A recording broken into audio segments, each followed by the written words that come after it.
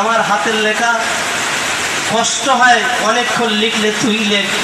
তা আমি লিখতাম আর ভাইজান বলতেন।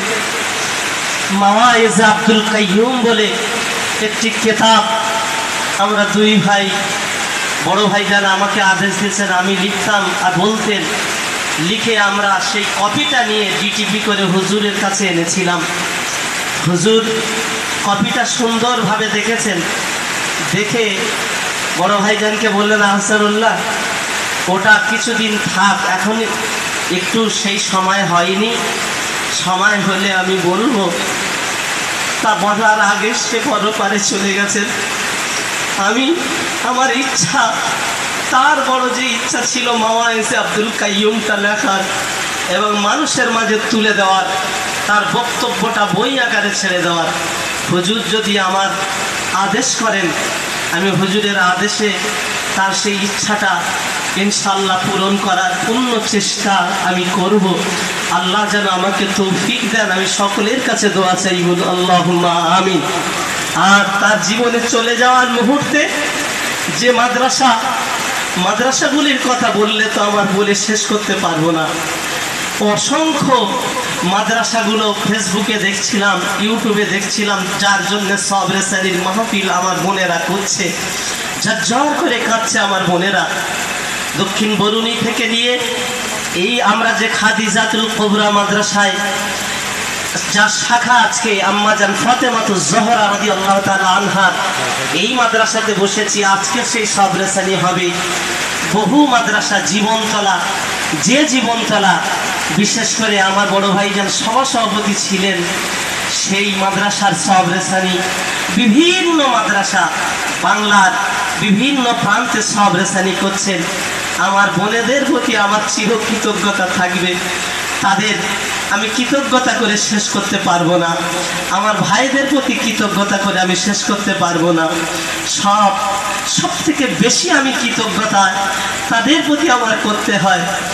আমার একই সঙ্গে জলসার সাথী ভাইরা আমার ভাইজানের জন্য যাহা কষ্ট করেছেন সারা রাত ধরে, সেই কষ্ট যারা দেখেছেন তারা জানেন। সকালবেলা মানুষের অবস্থা, তারা যেভাবে ঝাঁপিয়ে পড়ে নিজের ভাইয়ের মতো একেবারে বুঝতে দেননি পৃথিবীর কোনো মানুষকে যে আহসানুল্লাহ আমাদের ভাই নয়, এ কথা নয়, আহসানুল্লাহ আমাদের কলিজার ভাই। সেই দৃষ্টান্ত সারা জীবনের মতো রেখে এসেছেন। আমি তাই সারা জীবনের মতো সঙ্গী হতে থাকতে চাই।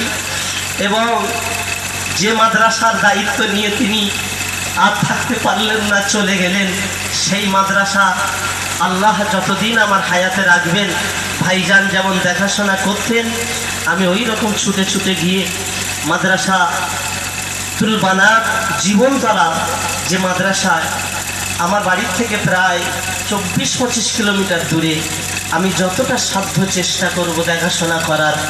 আল্লাহ যেন আমাকে তৌফিক দেন, বলুন আল্লাহুম্মা আমিন। এবং বিশেষ করে বড় ভাইজান নিজ হাতের একটি প্রতিষ্ঠান মাদ্রাসা নিজামিয়া ডকঘাটে, আপনারা কোনো সময় গেলে দেখে আসবেন। ক্যানিং ব্রিজের পাশেই ছোট্ট একটি প্রতিষ্ঠান। সেই প্রতিষ্ঠান হয়তো সেইভাবেই মানুষের মাঝে উঠে আসেনি, তবে ভাইজানের বড় শখ ছিল সেই প্রতিষ্ঠানটা সময় সাপেক্ষ। আমার ইন্তেকালের 1 মাস আগে বলে গেছেন যে আমার যদি আল্লাহ সুস্থ করে, আমি নিজ হাতে হুজুরকে আমি এই প্রতিষ্ঠানটা হুজুরের হাতে তুলে দেব। আমি আজকে সবার মাঝে অল ইন্ডিয়া সুন্নাতুল জামাতের হাতে সেই মাদ্রাসা নিজামিয়া, যে মাদ্রাসার মুখ্য পরিচালক ছিলেন আমার বড় ভাইজান, সেই মাদ্রাসাটাকে আমি তুলে দিতে চাইছি। আমি কাগজ কলমে যেভাবে দিতে হয় সেটা আমি ইনশাল্লাহ সেগুলো কমপ্লিট করে দেব। তবে আজকে সবার মাঝে সেই ঘোষণা দিয়ে গেলাম।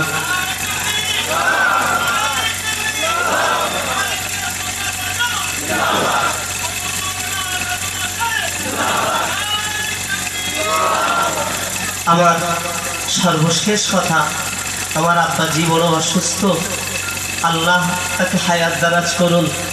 বিশেষ করে আমার আব্বাজান বড় ভেঙে পড়েছেন, আমার পাশে আছেন। আমাদের বাড়ির পরিবারের আমার আম্মাজি অনেক আগে চলে গেছেন। হুজুর জানেন, অনেকেই জানেন আমার আম্মাজি নেই। তাই আমার আম্মার দুঃখ আমাদের কোনোদিন বুঝতে দেননি।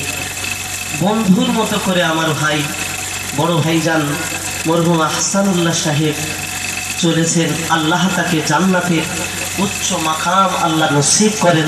আল্লাহুম্মা আমিন। আমি সকলের মাঝে এই দোয়া চাইছি দুহাত জোড় করে, সব সময় যতটা সম্ভব পারবেন আমার ভাইয়ের জন্যে।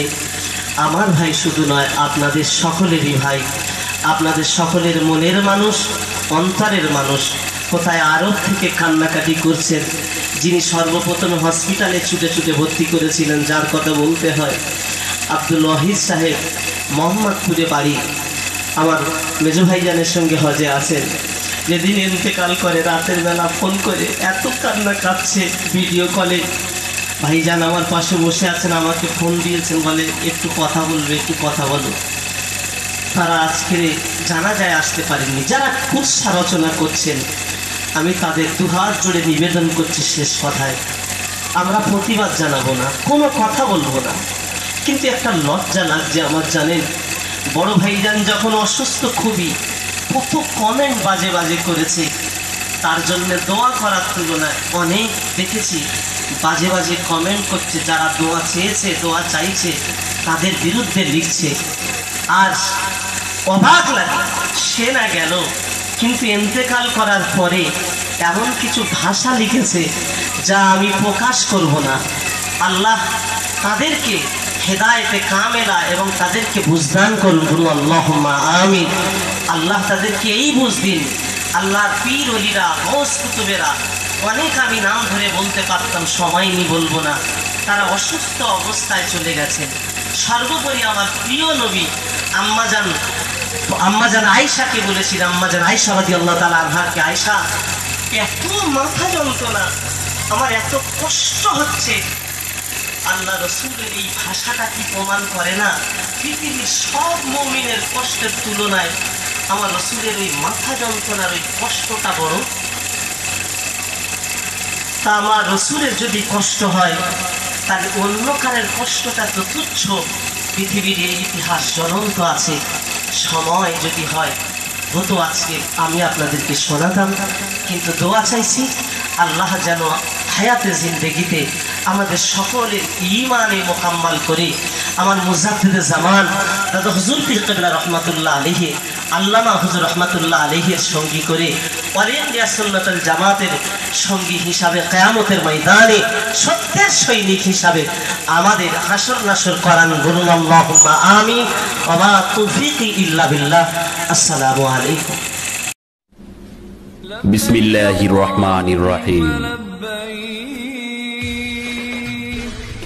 لبيك لا شريك لك لبيك